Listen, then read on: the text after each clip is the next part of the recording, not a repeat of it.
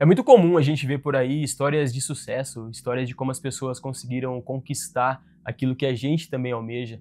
E é bom ver essas histórias porque a gente se inspira, a gente toma aquele gás às vezes que falta pra gente correr atrás dos nossos sonhos. Eu mesmo consumo muito conteúdo desse tipo, mas será que o fracasso ele não tem muito mais a nos ensinar do que o sucesso? Hoje eu quero fazer um vídeo um pouco diferente. Enquanto a maioria das pessoas contam como tiveram sucesso dentro do audiovisual, eu quero contar como eu fracassei. Mas a gente precisa voltar um pouquinho na minha história para você poder entender o todo, entender as minhas motivações. Eu comecei a fotografar porque o meu sonho era ser fotógrafo de banda. Era viajar, era ter uma vida de rockstar. Eu cheguei a ter banda quando eu era adolescente. E esse foi um sonho que ficou adormecido dentro de mim. Obviamente que minha banda não teve sucesso, eu sou de uma cidadezinha do interior, isso acaba pesando muito, também não tinha muito talento pra música, tá? Vamos ser sinceros aqui. Então foi um sonho que eu guardei e comecei a trabalhar com outras coisas, e no meio do caminho eu acabei descobrindo a fotografia, que foi lá por volta de 2010. E aí eu comecei a fotografar as bandas da região ali da minha cidade, né? Só que música no interior é uma coisa que não dá dinheiro, não é uma coisa que é sustentável. E principalmente rock e ainda de molecada, né? Que, pô, a galera não tinha dinheiro nem pra pagar alimentação direito. Então eu fiquei quase 3 anos com uma jornada dupla. Eu trabalhava com CLT e nos finais de semana eu viajava com as bandas, eu fazia ensaio deles com fotos promocionais, foto de divulgação. E a minha vida foi essa por algum tempo. Até que eu consegui chamar a atenção com essas fotos mesmo, com esses trabalhos que eu fazia, chamar a atenção do jornal da cidade vizinha, que era Araraquara. O jornal chamava Tribuna Impressa e eles me convidaram para fazer um teste, para trabalhar como fotojornalista lá. O meu sonho era viver de fotografia. E eu sabia que com bandas, principalmente ali da região, seria bem difícil alcançar esse sonho, atingir esse objetivo. Por mais que 2 anos depois eu já tivesse alguns clientes que já era um pouco maior, já tinham uma estrutura um pouco mais profissional, mesmo assim era difícil, os trabalhos não eram tão recorrentes, os cachês, o dinheiro que entrava também não era muito alto. Então, quando eu recebi essa oportunidade, eu não pensei 2 vezes para aceitar. Para mim era a única oportunidade que eu teria de poder viver de audiovisual, de poder estar de alguma forma trabalhando com a arte. Não era bem o que eu queria, né? Eu tinha consciência disso. Não era show, não era aquela vida de rockstar que eu sonhava, mas era o mais próximo que naquele momento chegou perto de mim. Então eu decidi aproveitar, eu decidi entrar nessa jornada. E no começo foi muito legal, foi um mundo novo, eu não tinha noção de como que era fotojornalismo, eu não tinha noção das diferenças de pautas, de tons que a gente tinha que trazer para foto. Então eu sinto que eu evolui muito nesse processo. Eu aprendi muita coisa, coisas que talvez eu não tivesse aprendido dentro da minha zona de conforto, né? Dentro da minha zona ali de competência. Eu me vi num mundo totalmente diferente do que eu estava acostumado. Só que nem tudo são flores. Por mais que eu tenha percebido que era um caminho muito promissor, depois de um certo tempo, eu não estava mais feliz. Depois de alguns anos, na verdade. Eu já não me sentia mais feliz, eu não me sentia mais completo, eu sentia falta da arte, eu sentia falta de trabalhar com música, de ter contato com parte criativa, sabe? A criatividade pela criatividade, sem precisar sempre ser aquela coisa pesada, de eu ter que tirar algo bonito de um acidente, sabe? Então, aquilo começou a me fazer mal, eu comecei a adoecer, eu comecei a viver num estado de infelicidade constante. E foi que eu decidi mudar e buscar outras alternativas. E aí, depois de alguns anos, eu decidi aproveitar alguns acessos que o jornal me dava. Então, eu comecei a fotografar alguns shows, alguns eventos, alguns festivais, mesmo fora do meu horário de trabalho, porque eu queria aumentar meu portfólio. Eu queria aproveitar a vitrine que eu estava tendo ali naquele momento para poder despertar a atenção de alguém ou poder entrar em contato com algum artista grande, alguma empresa grande, algum escritório de algum artista nacional. E aí, em pouco tempo, coisa de meses assim, eu recebi um convite de uma agência que tomava conta do Grupo Sambô, tomava conta das redes sociais deles. Eles me convidaram para poder estar na estrada com eles gerando conteúdo, fazendo fotos, vídeos. E cara, para mim foi um sonho que ia se realizar. Finalmente, eu ia estar na estrada acompanhando algum artista, vivendo do que eu sempre quis. E aí foi coisa de um mês e meio depois, eu pedi as contas do jornal que eu trabalhava e comecei a rodar com eles no Brasil inteiro. E aí eu descobri que a estrada, ela é muito ingrata. Eu adoeci, eu tive problema na coluna, eu emagreci, porque você não dorme, você não descansa, você não se alimenta direito. Eu tinha que sair do interior, que dava 4 horas e meia de ônibus, até chegar em São Paulo. Chegava aqui em São Paulo e a gente ia viajar o final de semana todo, avião, van, ônibus. Voltava para São Paulo, eu tinha que pegar um outro ônibus e ir de volta para o interior, mais 4 horas de estrada.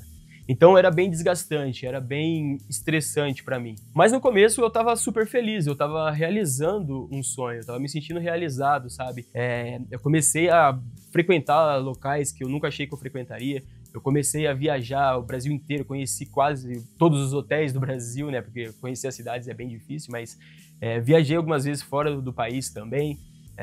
Fui para programas de televisão, então para mim era um mundo muito novo, era um mundo muito interessante e todo aquele desgaste, aquele cansaço, ele era só um pedágio que eu tinha que pagar para poder viver tudo isso. Só que toda conta uma hora chega, e aí depois de 3 anos praticamente com eles, eu comecei a me sentir muito desgastado, comecei a me sentir muito mal, então eu comecei a aproveitar os dias livres durante a semana que eu tinha na minha cidade para começar a fazer outros trabalhos. Na verdade eu já fazia, mas eu comecei a intensificar isso, né? Comecei a divulgar mais, comecei a mostrar mais o que eu estava fazendo para chamar a atenção de outros artistas, de outros músicos ali da região e até de empresas. E foi aí que em 2017 eu decidi abrir a Couraça Filmes, a minha produtora. Então durante a semana eu operava na produtora, atendendo alguns clientes, e no final de semana eu viajava com o Grupo Sambô. E aí chegou um momento que a produtora começou a me dar muito mais dinheiro e reconhecimento do que tá na estrada, passando perrengue, dormindo mal, comendo mal. E aí eu decidi abandonar o meu sonho de estar na estrada. Eu já tinha vivido aquilo, eu já tinha realizado aquele sonho. Então, para mim, foi um passo tranquilo de dar, né? Eu até abandonei a fotografia. Foi nesse momento que eu deixei de fotografar e passei só a trabalhar com vídeo. E então, em 2017, nasce a Couraça Filmes, a minha produtora, que está ativa até hoje. E eu começo ali, atendendo alguns clientes da região, alguns artistas da região, algumas empresas imobiliárias, agências de publicidade também. E em pouco tempo a gente começa a ganhar campo, a gente começa a ganhar reconhecimento. E aí, conforme foi crescendo o negócio, a gente conseguiu chegar em São Paulo. Comecei a atender alguns clientes aqui em São Paulo. Então, aquele desgaste que eu tinha antes viajando com a banda, eu comecei a ter esse desgaste com a produtora. Então, eu comecei a viajar para Jundiaí quase toda semana, viajar para São Paulo, aqui para São Paulo quase todo final de semana também. Então, meio que eu ainda não tinha saído daquela corrida dos ratos. Eu estava vivendo, trabalhando muito, descansando pouco. Às vezes a grana não batia, a grana que entrava eu investia tudo em equipamento, ou tinha contas para pagar, viagem, um monte de coisa. Às vezes pegava trabalhos longe só porque eu tinha o pensamento de, pô, se eu for lá fazer um trabalho na cidade de Paulínia, vai valer a pena porque eu vou ser conhecido ali no meio daquela galera e aí eu vou começar a ter trabalhos lá também. Então eu não tinha um plano de negócios, eu não tinha um objetivo com a produtora. A minha ideia era trabalhar e ganhar dinheiro, trabalhar e ganhar dinheiro, trabalhar e ganhar dinheiro. Era uma cabeça muito de funcionário, sabe? Eu não tinha noção de negócios, eu não tinha muita noção de gestão. Na minha cabeça, a produtora, ou eu, né, no caso, ia ser remunerado de acordo com o quanto eu trabalhasse. Isso porque eu tinha um medo gigantesco de ficar sem dinheiro. Vamos voltar um pouquinho na história. Antes eu trabalhava CLT, e eu não abandonei o CLT porque eu tinha medo de ficar sem dinheiro. Eu fui pro jornal trabalhando ainda com modo CLT, né? Então eu tinha uma renda fixa. Eu fui pro Sambô, por mais que não tinha carteira registrada, eu tinha um fixo mensal ali com eles. Então ficar sem dinheiro era algo que não aconteceria. E aí quando eu monto a produtora e começo a trabalhar só com ela, eu não tenho mais essa segurança, eu não tenho mais essa garantia. E foi aí que eu me perdi, foi aí que eu comecei a trabalhar muito mais do que eu deveria. E para piorar, eu estava operando no modo alavancado, eu estava trabalhando com investimento antecipado. Então eu comprei muito equipamento para poder ter a produtora e poder ter um atendimento que eu não precisasse ficar alugando equipamentos, até porque no interior é muito mais difícil você alugar equipamento do que em São Paulo. Eu não sei como tá hoje, faz 6 anos que eu saí de lá, mas na época não tinha um mercado de locação de equipamentos. Então você tinha que ter seus equipamentos. Então eu tive que investir em câmera, eu tive que investir em iluminação, eu tive que investir em estabilizador, eu tive que melhorar o meu computador, eu tive que investir, sei lá, em todos os periféricos possíveis para poder ter um bom atendimento. E isso me tirava o sono, porque eu tinha muitas parcelas de equipamento pelos próximos meses e eu não sabia de onde viria esse dinheiro, né? Meio que eu estava operando contando com a sorte. Eu precisava ter um bom trabalho, precisava trabalhar bastante, precisava aceitar todas as oportunidades ganhando pouco, ganhando muito, virando noite, atendendo um monte de cliente, para poder no final do mês ter o dinheiro suficiente para poder pagar os meus investimentos. E isso me gerou um baita de um esgotamento. Eu não aguentava mais, eu já estava desesperado. E eu tô falando de um ano de produtora, um ano de estar nessa operação maluca. Eu não tinha um sono tranquilo, eu não conseguia mais descansar, eu não conseguia mais estar com pessoas, estar com a minha família, e desligar do trabalho. Eu estava sempre pensando qual que seria o próximo trabalho, qual que seria o próximo faturamento, qual que seria o próximo passo que eu teria que dar para eu não falir. E essa foto que você está vendo agora, ela mostra exatamente isso. Foi talvez o pior momento da minha carreira. Talvez foi o momento que eu tive mais desgostoso, esgotado, com vontade de desistir, com vontade de mudar de profissão, de aceitar qualquer tipo de trabalho para poder voltar a dormir tranquilo, para poder voltar a ter a paz que eu tinha antes. Por muitas vezes eu repetia a frase: eu era muito mais feliz quando eu era CLT. Foi bem nesse momento que eu tive a virada de chave. Foi bem nesse momento que o meu medo de não ter dinheiro passou a ser um medo de talvez perder a minha vida. A gente tinha um cliente em Araraquara, que era a prefeitura de Araraquara, na verdade, e todos os anos tem um festival que a gente cobria, a gente fazia a cobertura. E nesse ano a gente teria que entregar 4 vídeos das 4 noites do evento na manhã seguinte. Então, um vídeo resumo da noite anterior, do dia seguinte de manhã. Como a gente não teria tempo de refação ou de revisão, eu fiquei encarregado das edições desses vídeos. E aí como funcionava? Eu chegava do festival, passava a madrugada editando, sei lá, até... Acabava cedo, sei lá, umas 11 horas, eu ficava até umas 2 ali, finalizando, e já preparando o último vídeo, porque no último vídeo, além da gente entregar o material da última noite, a gente teria que entregar um resumo do festival todo. Então já ia separando algumas cenas ali para poder usar nesse último material. E aí no último dia do festival, cheguei em casa, fiz as edições que eu precisava fazer para entregar aquele material. E o outro vídeo que eu poderia entregar até a parte da tarde, né? Eu poderia ter finalizado esse vídeo, ido dormir e depois entregar esse último vídeo. E aí eu decidi mostrar que a gente era muito eficaz, que a gente entregava tudo antes do prazo, que a nossa produtora era melhor. Então, finalizei o primeiro vídeo e engatei no segundo. Fiquei até umas 4 ou 5 horas da manhã editando esse vídeo. Só que eu já estava esgotado, eu já estava cansado, eu não estava me alimentando direito nesses últimos dias, trabalhando bastante, correria demais. E aí por volta das 8 horas da manhã, eu acordei e fui até o banheiro e meu corpo simplesmente desligou. Meu corpo simplesmente parou de responder. Eu não fiquei inconsciente, mas eu não conseguia movimentar meus braços. E aí, caído no chão ali, a primeira coisa que eu pensei foi: eu preciso pelo menos levantar as calças. E a segunda coisa foi chamar meus pais, só que não tinha ninguém em casa, não tinha ninguém para me socorrer. Eu devo ter ficado ali por volta de uns 10 minutos jogado no chão, pensando que, talvez ali pudesse acontecer alguma coisa mais séria comigo. E aí depois de uns 10 minutos caído no chão, eu comecei a sentir o meu corpo voltar. E aí eu corri pra cama e fiquei acordado, né, esperando alguém chegar.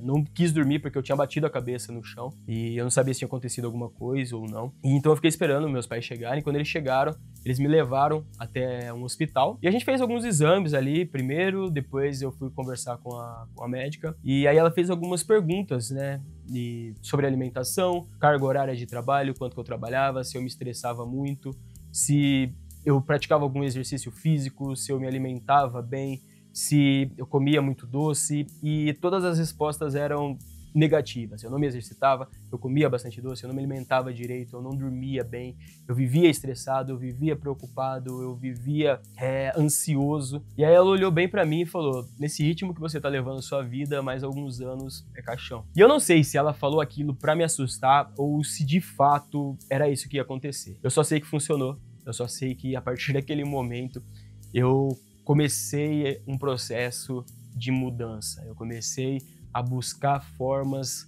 de poder cuidar mais de mim, de poder me preocupar mais com a minha saúde, com a minha sanidade também. E foi aí que eu mudei tudo. Eu comecei a dormir direito, dormir no horário certo, parei de romantizar aquela frase enquanto eles dormem, a gente trabalha. Não, enquanto eles dormem, a gente dorme também. Ficar acordado à noite faz mal, já foi comprovado isso cientificamente. Então, não é saudável. Por que a gente vai ficar romantizando algo que faz mal pra gente?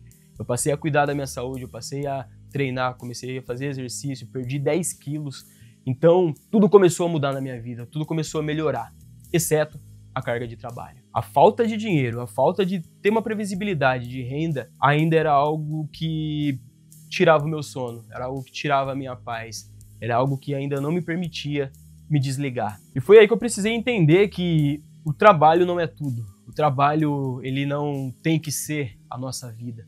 Por mais que a gente viva no audiovisual de uma forma intensa, a gente acorde e vá dormir pensando em trabalho, pensando em novas técnicas, novos equipamentos. Eu sei que é um mundo mágico, eu sei que é um mundo que puxa a gente para poder viver isso 100% do tempo. Eu descobri da pior forma que a gente não deve viver assim, a gente não deve colocar o trabalho acima de tudo. Nesse processo eu perdi muitas datas comemorativas, eu perdi momentos com a minha família, eu perdi aniversários, eu perdi velórios, eu perdi pessoas, eu perdi muita coisa.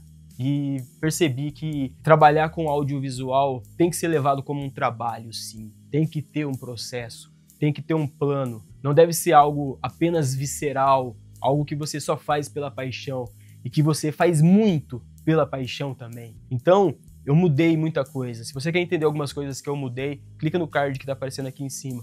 Mas eu mudei muita coisa, eu não deixei mais o meu trabalho, que sim é a minha paixão, eu amo audiovisual, mas eu não deixei mais ele interferir na minha vida pessoal, não deixei mais ele interferir na minha relação com as pessoas. Hoje existe um limite, existe até onde o audiovisual vai entrar na minha vida. E dali pra frente eu tenho uma vida pessoal, eu tenho uma vida que não interfere. E para eu conseguir isso, eu tive que bolar um plano, eu tive que criar um plano. O meu maior medo era ficar sem dinheiro, então era esse medo que eu tinha que atacar. Como que eu trabalho para não ter mais falta de dinheiro, para eu não ter mais essa imprevisibilidade de renda? Então eu criei um plano que me possibilitava ter renda recorrente todos os meses, uma renda previsível. Eu sabia quanto que ia entrar todos os meses. E isso começou a me dar uma liberdade muito maior de poder recusar os trabalhos que não faziam sentido só porque eu precisava pagar as contas, de poder investir em equipamento sem me preocupar com as parcelas que viriam a seguir. Eu passei a ter um fluxo de caixa muito saudável.